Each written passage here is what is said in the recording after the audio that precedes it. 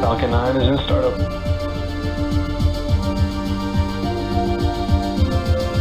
Dragon, SpaceX, go for launch.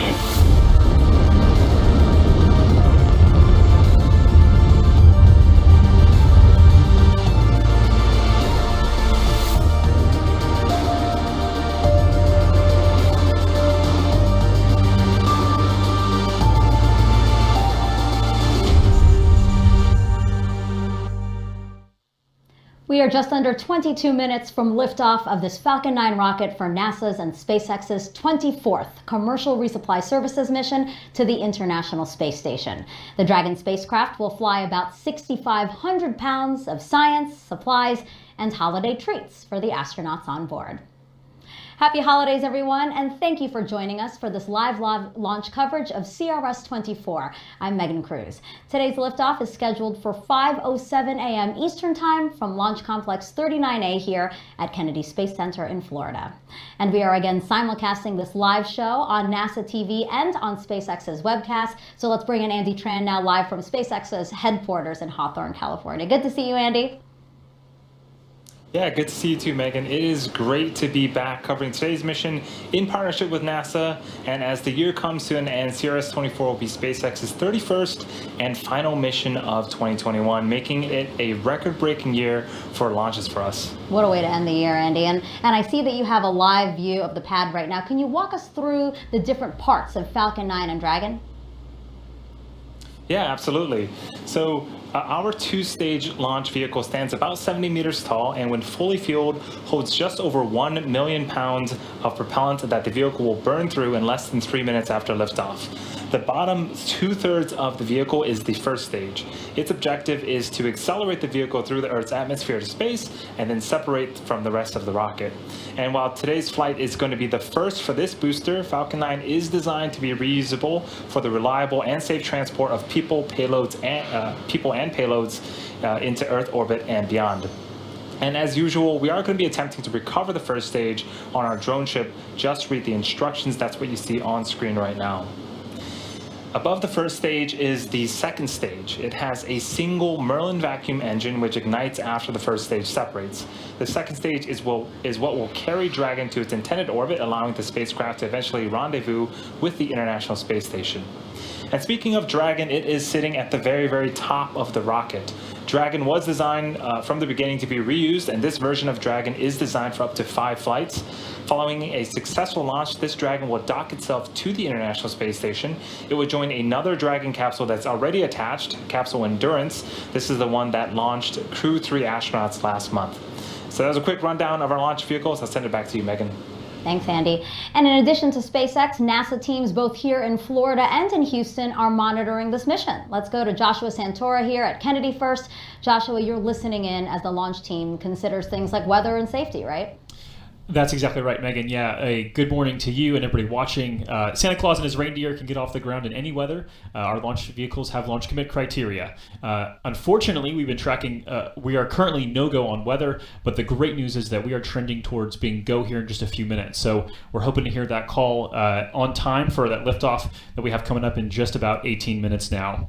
That's thanks to the folks at Space Launch Delta 45, specifically Launch Weather Officer Arlena Moses providing that support for weather and range activities. For the countdown operations, fueling on the first stage began at T-minus 35 minutes, and the second stage will begin fueling in just about 2 minutes at T-minus 16 minutes. That's all ahead of liftoff, scheduled for 5:07:08 Eastern Time this morning. That's so precise because we have a single second to launch and rendezvous with the space station tomorrow morning. That autonomous docking that Andy mentioned is scheduled for 4:30 a.m. Eastern Time, with coverage beginning at 3 a.m. Eastern Time. For more on space station operations, I'm going to send you out now to the Johnson Space Center in Houston, Texas, where Shaniqua Vereen is standing by in mission control. Thanks, and welcome to the International Space Station Flight Control Room. I'm Shaniqua Vereen, live at Johnson Space Center here in Houston, Texas. The team of flight controllers in Mission Control Houston today has been led by Flight Director Adi Boulos. Teams here in Mission Control will really jump into action tonight into early Wednesday morning as Cargo Dragon approaches the International Space Station. There are currently 7 crew members living and working aboard the station. Expedition 66 consists of NASA astronauts Tom Marshburn, Raja Chari, Kayla Barron, and Mark Vandehei. Roscosmos cosmonauts Pyotr Dubrov, Anton Skeplerov, and Matthias Maurer of the European Space Agency. As Cargo Dragon approaches the International Space Station in the morning hours on December 22nd, NASA astronauts Rasha Chari and Tom Marshburn will be monitoring the arrival from the station's cupola. Cargo Dragon will remain attached to the International Space Station's forward port of the Harmony module for about 1 month, being one of 2 Dragons joining Crew Dragon Endurance before being packed up with critical science and supplies and will splash down off the coast of Florida for that science to be analyzed back here on Earth. Everything's still a go from here in Mission Control Houston, and we're looking forward to welcoming another vehicle to the International Space Station. So for now, we'll head back out to Kennedy. Megan? Thanks, Shaniqua. We're now about 16 minutes and counting from liftoff of CRS-24. On board are more than 24 science experiments. Here's a quick sample of some, including technology that could one day help wounds heal faster.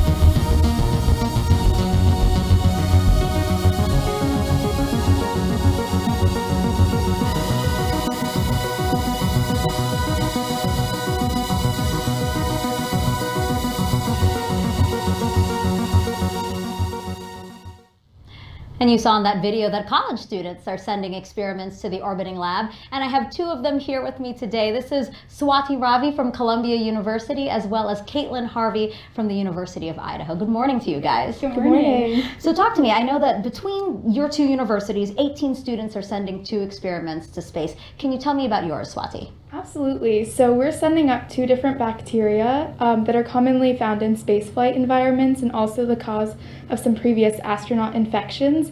And we're really interested in studying how they interact with each other and also how their antibiotic resistance changes in space. Oh, really interesting. And Caitlin, what about you? Yeah, so for our experiment, we're looking at how effective different bacterial resistant polymer coatings are on high contact surfaces in microgravity, because we already know how they behave on Earth, so we want to compare those. Yeah, it sounds like both of your experiments have to do with studying how bacteria grows in space. Why is it that you guys wanted to hone in on that? Yes, so bacterial resistance is a real problem both in space and here on Earth. And so for us, it's important to study bacteria because for long-term future space flight, it's important that we keep astronauts safe and healthy. And even here on Earth, the World Health Organization has flagged antibiotic resistance as a really important challenge for us to solve. Right, yeah, and you hit the nail on the head, you know, as these missions get longer and longer when we think about Mars. So, and you know, this is all possible through NASA's Student Payload Opportunity with Citizen Science, or SPOX program. Can you tell us what you think about the fact that NASA is investing in STEM and creating this opportunity for you guys? Yeah, I mean, I think it's an excellent, incredible opportunity, honestly, once in a lifetime.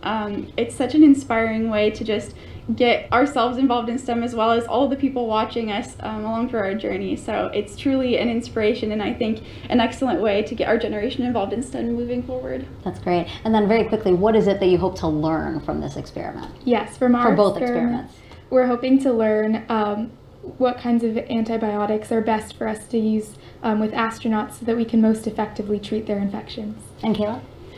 We're just looking at potentially reducing the contact risk of exposing yourself to bacteria. So learning how these polymer coatings work in different environments and then applying that to reduce bacterial infections. That's great. Good luck, guys. Thank you so much for joining us, and congratulations to have this opportunity even. Thank you. Thank you so much.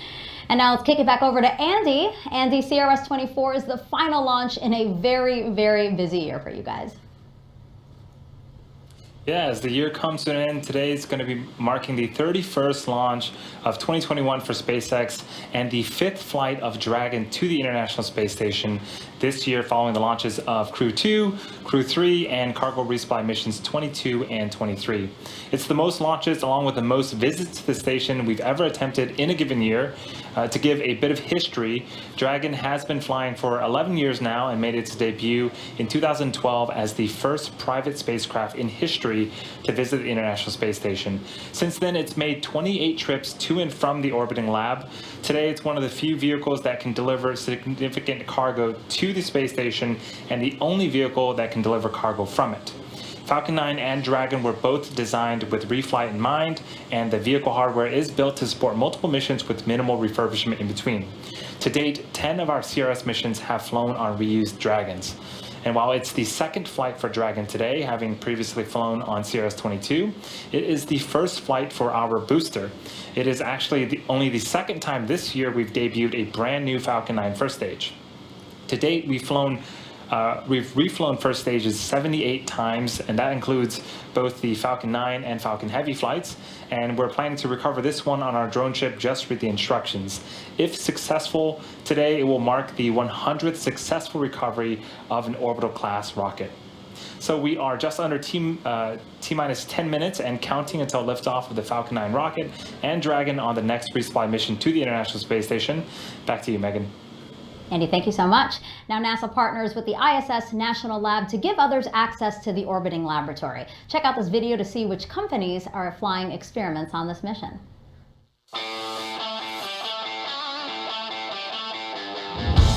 The International Space Station is an incredible research facility that allows investigators to conduct research and technology development in ways not possible on Earth. Through the ISS National Laboratory, private sector companies can leverage the unique space environment to develop or improve consumer products and further business models both on the ground and in low Earth orbit. Here's a quick look. Over the years, pharmaceutical leader Merck & Company has launched multiple protein crystallization investigations to the space station. In a recent ISS National Lab sponsored investigation focused on Merck's cancer immunotherapy drug Keytruda, the team achieved exciting results. Leveraging microgravity conditions, Merck was able to produce highly uniform, concentrated crystalline suspensions of the active ingredient in Keytruda. Merck successfully translated these findings to drug production processes back on the ground, allowing the company to improve the drug formulation and delivery of Keytruda. Results could lead to additional improvements in the manufacture and storage of Keytruda, which could both reduce costs and improve quality of life for patients on Earth. Procter & Gamble, one of the leading consumer goods companies in the world, will be sending elements associated with its Tide cleaning detergent brand to the space station for evaluation. The Procter & Gamble team intends to test the stability of cleaning ingredients under microgravity conditions and radiation exposure in space. In doing so, the company hopes to gain insights that can improve the production of Tide products for consumers on Earth, while also furthering knowledge on the development of laundry detergent solutions to support long-duration spaceflight missions.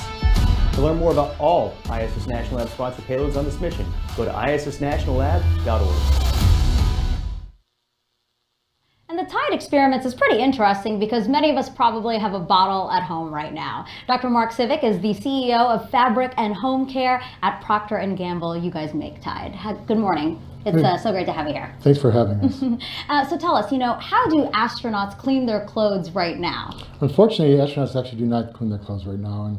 This resupply mission will actually supply clothing for them, and sometimes they have to wear their clothing up to 4 days in advance, and you can imagine that's pretty gross. So for long-term deep space missions, NASA has partnered with Tide to develop the first detergent for space use for long flight missions, because it becomes cost prohibitive to send up so much clothing for a long-term flight. Yeah, so then how will the experiment work? Is that the detergent that they would Yeah, this try? is exactly the sample of the detergent that's going to fly this morning.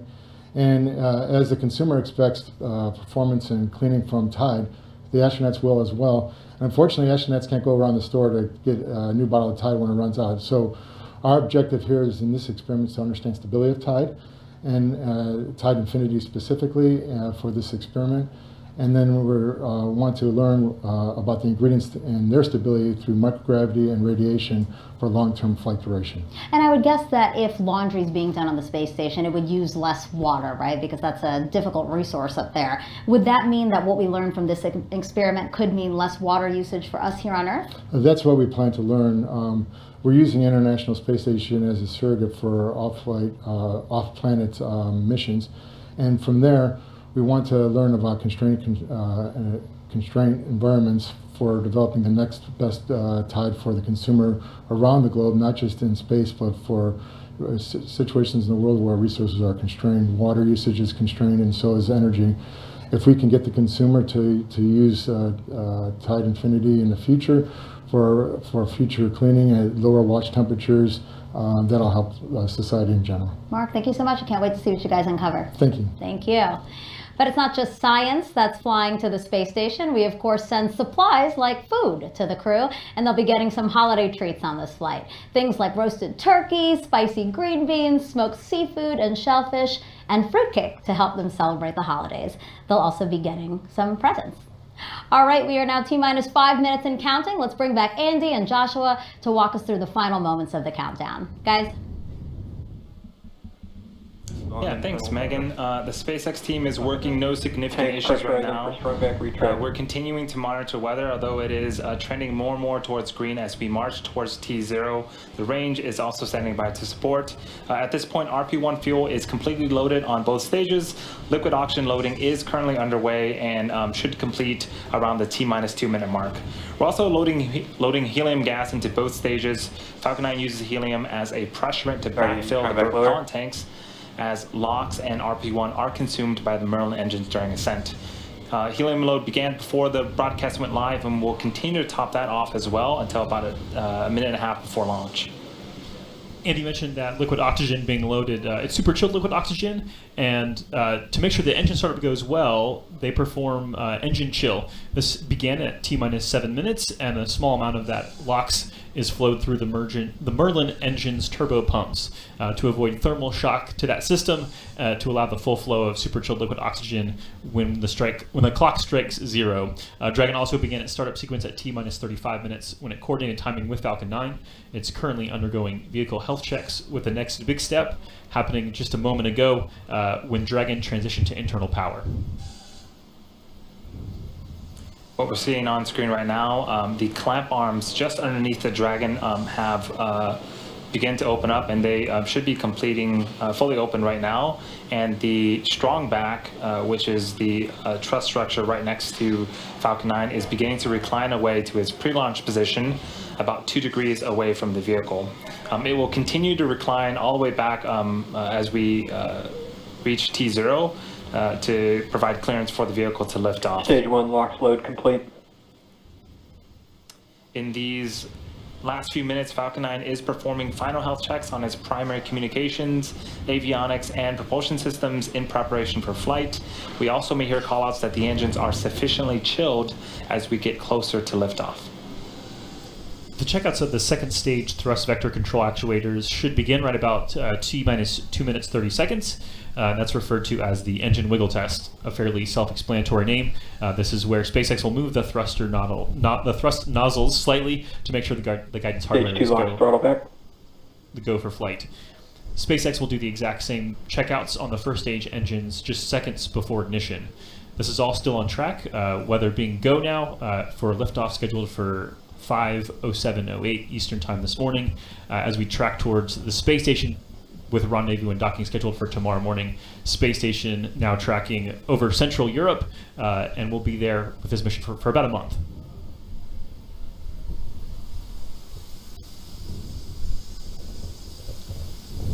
So at this point, we are wrapping up liquid oxygen loading. Once that is done, that is all of the propellant that will be loading onto the vehicles.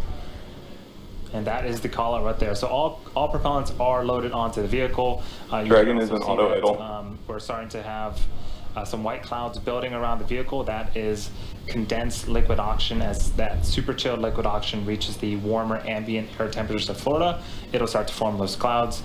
Normal and expected for us at this stage in the countdown. Things continue to go smoothly as we march towards T0. At T-minus 1 minute, we'll get the Dragon transitioned to internal power call. The Falcon 9 computers will enter startup mode and begin final pre-launch checks, guiding the rocket through the last seconds before liftoff.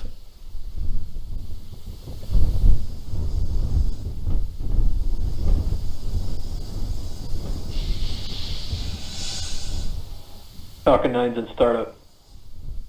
Dragon is in countdown. So there are a couple great callouts. Both stages are now pressurizing for launch. Range remains go. The weather did clear earlier and has remained green. So all Falcon 9, CRS 24, go for launch. That's the launch director calling go for launch. We'll get an all systems go here in just a few seconds, and then we'll listen into the rest of the count. T-minus 30 seconds.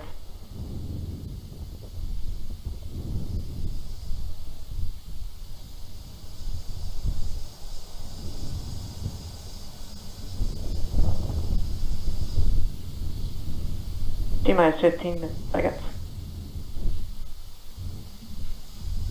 10, 9, 8, 7, 6, 5, 4, 3, 2, 1, 0. Ignition. Liftoff. Cargo Dragon soars with the final supply run in 2021 for the astronauts aboard the International Space Station.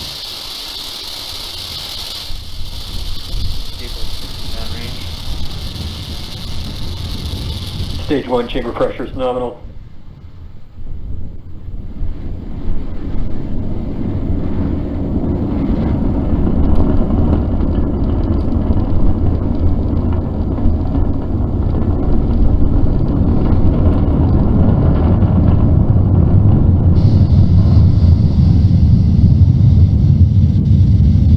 T plus 40 seconds into flight, Falcon 9 and Dragon have telemetry You nominal. can see them passing through the cloud layers right now.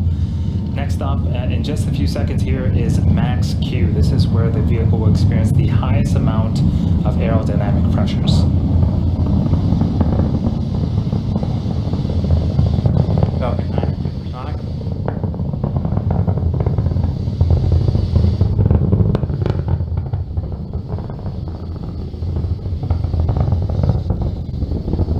Max Q.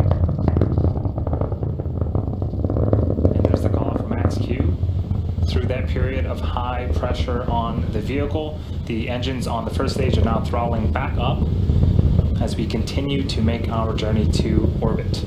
Coming up in about a minute are 3 events in rapid succession. First up is main engine cutoff, also known as MECO. Evac engine chill has followed by started. Stage separation, and then second engine start, also known as SES-1. Main engine cutoff is where all 9 engines on the first stage will shut off in preparation for the second event, stage separation. During stage separation, the first and second stages will separate from one another. The first stage makes its way back to the drone ship for a landing attempt, and the second stage will ignite its Merlin vacuum engine and continue to boost Dragon to low Earth orbit.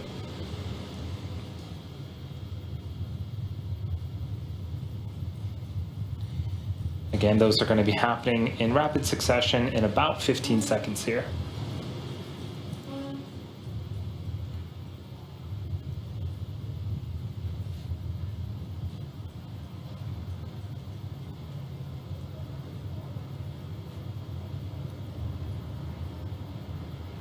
MECO. Stage separation confirmed.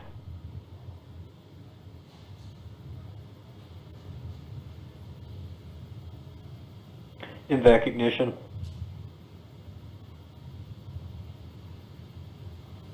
You heard the callouts. We see it on screen. Successful main engine cutoff, followed by successful stage separation, and then ignition of our Merlin vacuum engine. On the left-hand side of the screen, the first stage, again, it's making its way back to Earth, but it's still being illuminated by the second stage Merlin vacuum engine there. So if you are just joining us, you're watching a live webcast for the 24th commercial resupply mission to the International Space Station for NASA. This is SpaceX's 31st mission for 2021 and the 5th Dragon flight to the International Space Station this year. A couple of views on screen. The right-hand side of the screen is a view of the Merlin vacuum engine on the second stage. The Dragon capsule carrying all of the wonderful holiday treats and science is on the opposite end of that engine. Again, that is continuing to run smoothly as it makes its way to orbit. On the left-hand side of the screen is the first stage. You'll notice some honeycomb-like structures. There's two of them on screen right now. Those are our hypersonic grid fins. They're positioned at the top of the first stage booster. There are four of them actually, and those will start to swivel and move around to make sure that they are guiding the first stage back to its targeted landing zone. For today's mission, it's going to be the drone ship Just Read the Instruction, which is parked in the Atlantic Ocean.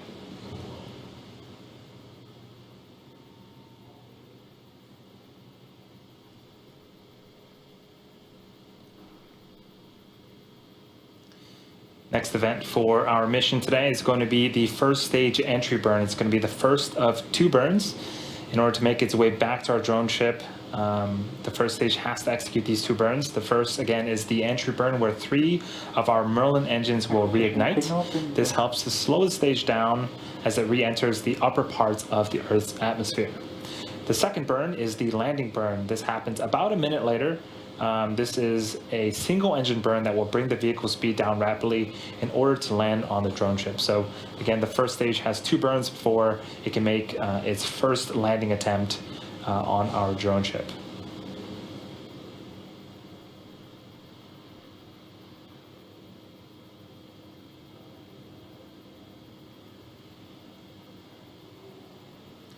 As we wait for that event, you might be interested to know that in order to get into space, the rocket actually has to do more than go up. It actually has to go sideways really, really fast. At liftoff, gravity is pulling straight down on the rocket. And as we ascend, we tilt the engines, a term called gimbaling, and that turns the rocket horizontally. So we're still going up, but we're also heading horizontally away from the launch pad in what we call a gravity turn.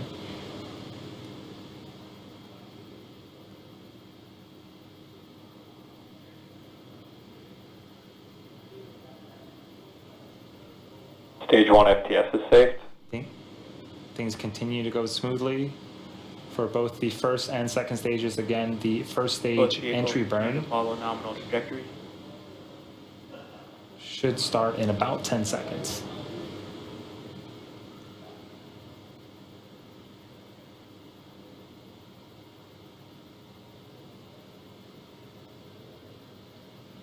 Stage 1 entry burn is in startup.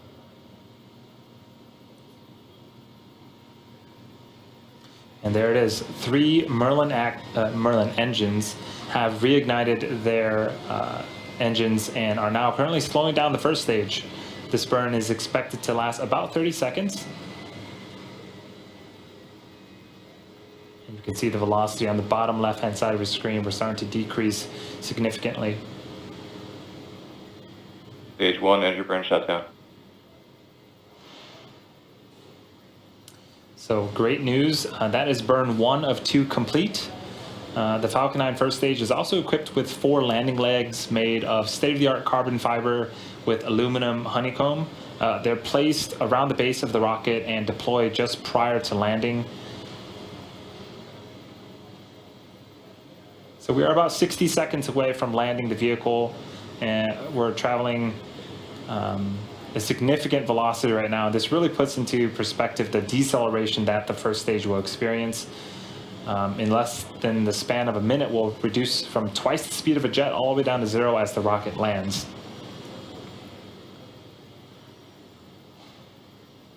Stage 1 is transonic. The first stage landing burn is expected to start here in about 20 seconds and last for about 25 seconds. So during the duration of that burn, we are going to be listening for the call out for SECO, which stands for second engine cutoff.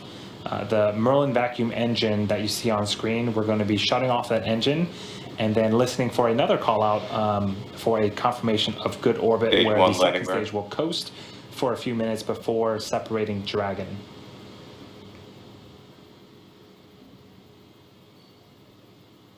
Stage 2 FTS is We don't safe. have views of the first stage right now. Looks like we got it back, and the landing burn Stage 1 is landing currently leg deploy. underway.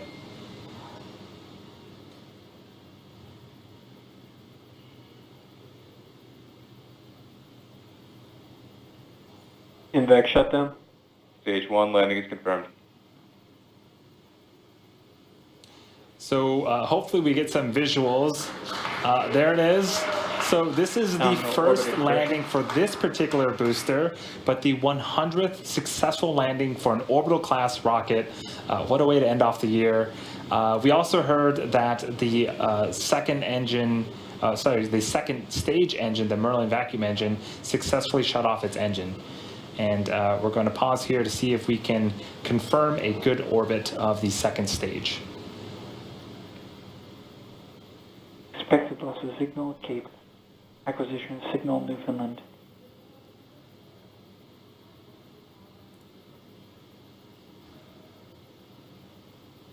So again, this is a view of the Merlin vacuum engine. The Dragon capsule with all of its supplies is on the opposite end of that engine. And I am getting confirmation that we do indeed have a good orbit. So the second stage is going to be coasting for a few minutes here. This is a view of the unpressurized cargo section of the Dragon. The second stage right now is making some small adjustments during the coast phase prior to separation. We should also have video of Dragon separating from the top of the second stage itself. Should give us a nice view of that. The view we just saw of the unpressurized cargo section as Dragon will slowly depart away from the second stage.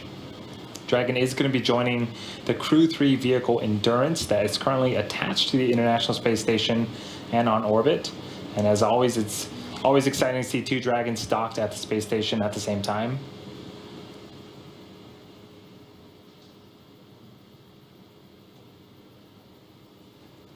Speaking of cargo, today we'll be delivering, as part of today's mission, we'll be delivering more than 6,500 pounds of science, research, crew supplies, and vehicle hardware to the orbiting lab and its crew. This includes all the science and supplies and holiday treats that we talked about earlier in the broadcast, and I'm sure the crew is looking forward to that.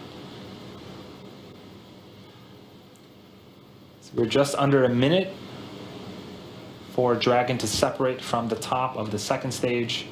Again, this is a cargo mission, so there is no crew aboard the Dragon as part of today's mission. And in fact, we will modify the vehicles slightly for these types of missions. So there are no seats, there are no life support systems. This saves weight. It also frees up some space for more cargo, and it also allows us to refurbish the Dragon a little bit quicker once it splashes back down to Earth in about a month.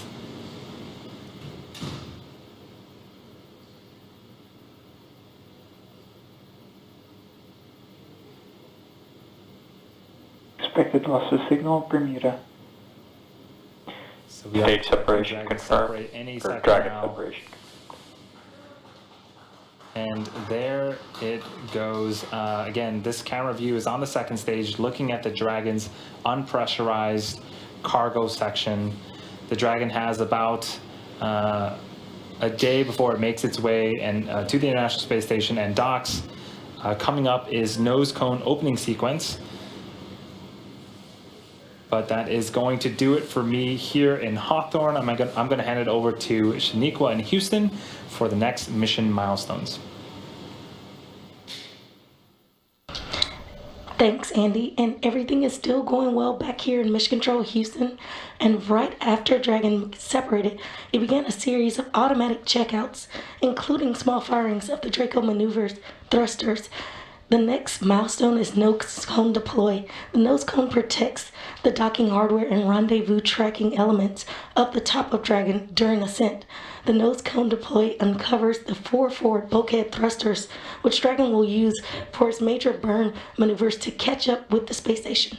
Once open, the nose cone will stay in that position until the very end of its mission, closing prior to re-entry to provide some additional protection to that same hardware during re-entry. So right now we're waiting to hear confirmation that the nose cone is fully deployed.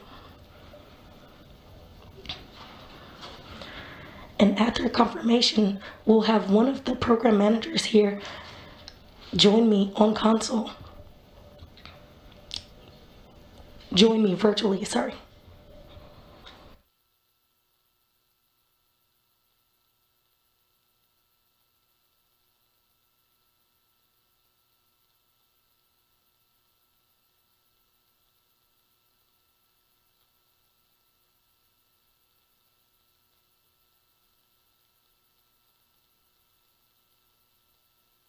You're currently seeing live views of the International Space Station Flight Control Room.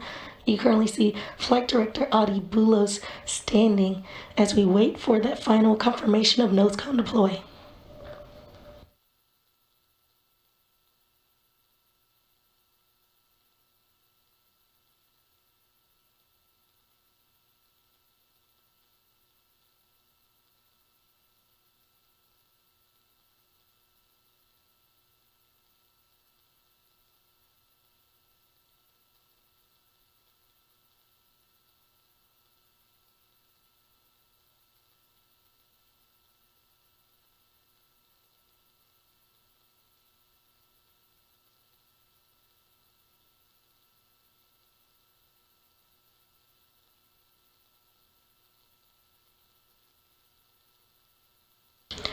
Now joining me on the phone is Manager of the International Space Station Transportation Integration Office, Phil Dempsey. Hi Phil, can you outline some of the major activities for the crew with CRS-24? Sure, thanks Shaniqua. First of all, let me just say, it's great to watch this outstanding launch, kind of watching through the weather and managed to get a shot through, and great to see Dragon catch up tomorrow. This mission enables well over 500 hours of research, some of which actually has to be completed before the vehicle undocks again in about 30 days, so the samples can be returned to investigators. As always, research is the key activity during this mission. We've also got the transfer of 2 external payloads, STP-H7 and H8, from the Dragon trunk to their locations on ISS. And then there's work to prepare for spacewalks planned later in the increment of coming months. There's several maintenance activities with hardware showing up on this mission. And then we have a software transition plan. So, overall, a lot really going on during the 30 days or so that this CRS-24 is on to enable all of this work. That's awesome. Thank you, Phil. And of course, these resupply missions and you deliver science, as you mentioned, hardware and other cargo to the station. But with these critical deliveries to the station, how important are they for the astronauts? You said over 500 research activities and experiments.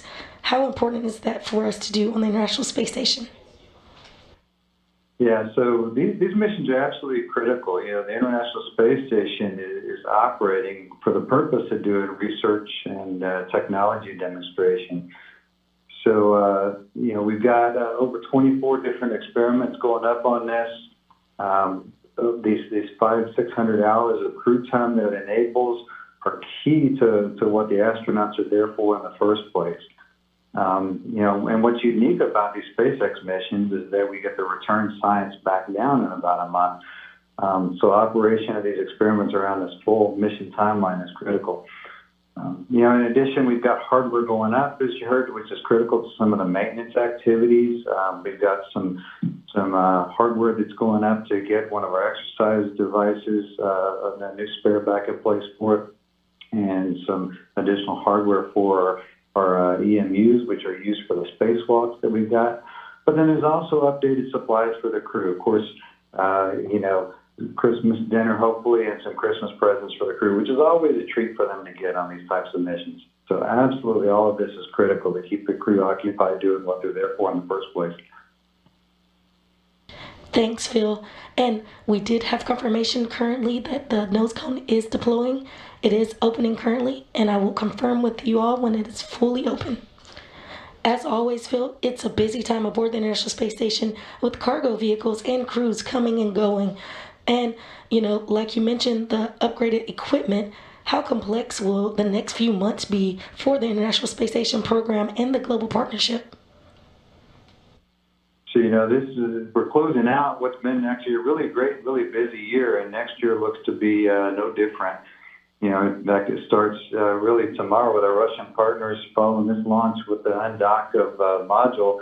It's really cleanup from them installing their node module on the Russian segment. You know, there are 3 Russian spacewalks planned for late January. We've got some U.S. spacewalks in February-March timeframe. And that's to get ready for the next set of upgraded solar arrays coming later in the year. We've also got another cargo resupply mission, our first U.S. private astronaut mission coming up, and additional resupply missions, and then we get back into the crew cycle launches on the Russian and the U.S. side both. So it's actually very busy across the space station program with our international commercial partners both.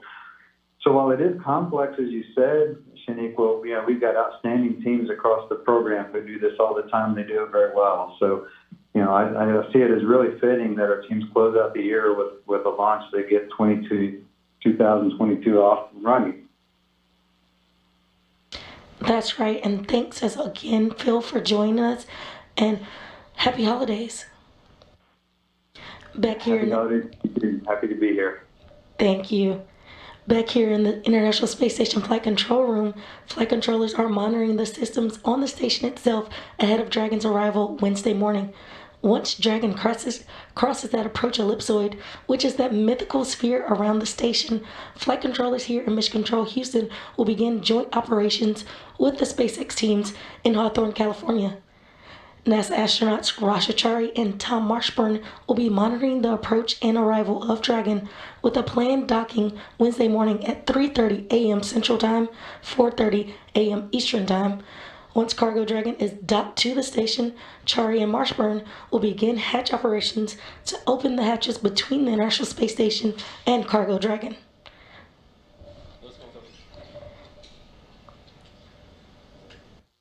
And with that, we have final confirmation that the nose cone is open. So with that, everything is still on track on the International Space Station side. So that'll do it for us here in Mission Control Houston. Happy holidays. And now heading over to Kennedy. Megan? And that's going to wrap up our launch coverage of SpaceX's 24th Commercial Resupply Services mission. Cargo Dragon, as you heard her say, is on course to dock to the International Space Station at about 4:30 a.m. Eastern Time tomorrow. We will have live coverage here on NASA TV, and that will begin at 3 a.m. In the meantime, you can learn even more about this mission on nasa.gov/commercial resupply. Thank you for joining us. We leave you with a replay of the launch. Happy holidays. T-minus 15 seconds. 10, 9, 8, 7, 6, 5, 4, 3, 2, 1, 0. Ignition. Liftoff. Cargo Dragon soars with the final supply run in 2021 to the astronauts aboard the International Space Station.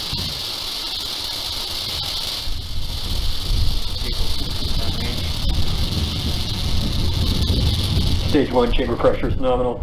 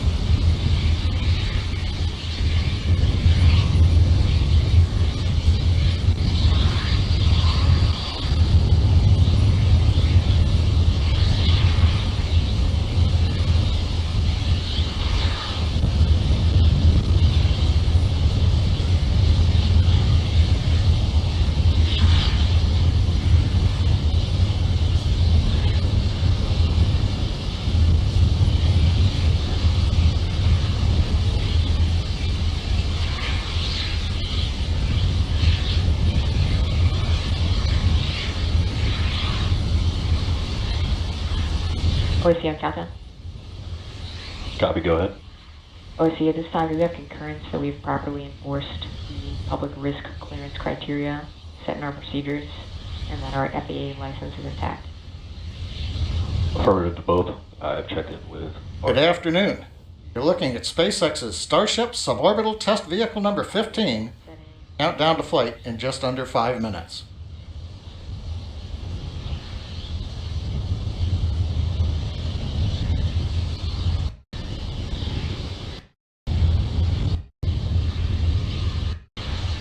Down for Starship 15 flight. Pellet load is complete in the liquid oxygen system on the Starship. Go for the flight of Starship 15. We're getting ready to disconnect the quick disconnect from the vehicle in preparation for flight.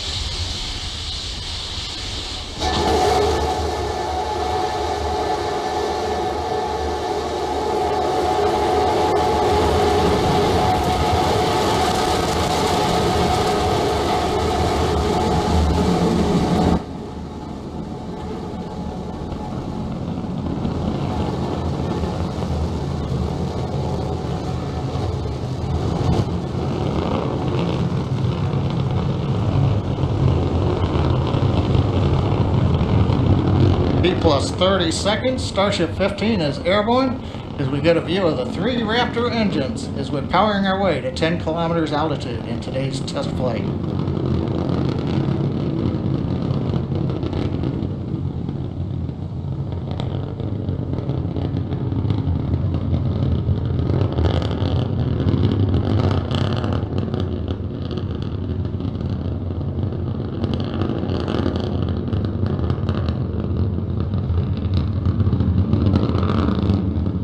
Just past 1 minute into flight, we're through 2 kilometers altitude. All 3 Raptor engines continuing to burn. Next major event, about 1 minute, is we will turn off the first of the 3 Raptor engines.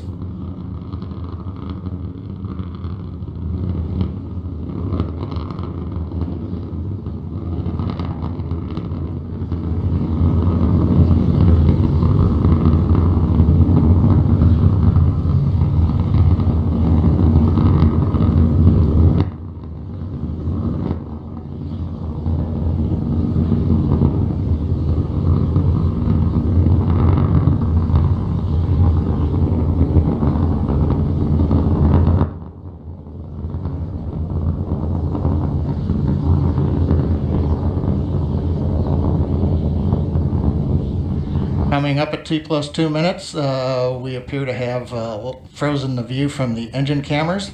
However, the Raptor engine's continuing to perform, and we've got shutdown on engine 3 on time.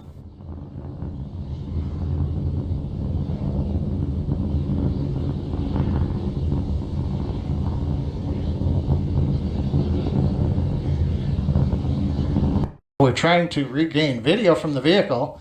We can now be moving into the hover with 1 engines.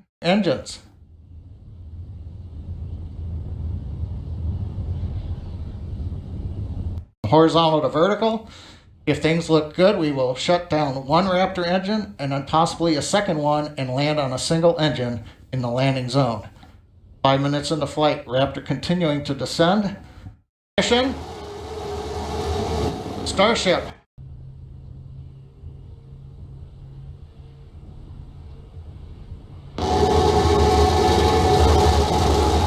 We have ignition. Starship heading back to the landing zone.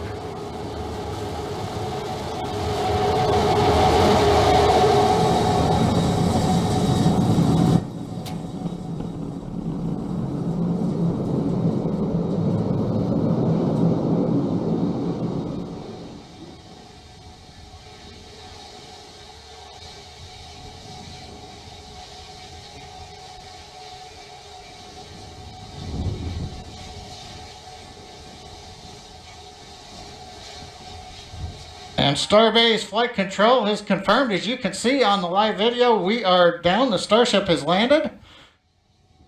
We're going through the safing sequence in the flight computer right now. We'll be back in a moment.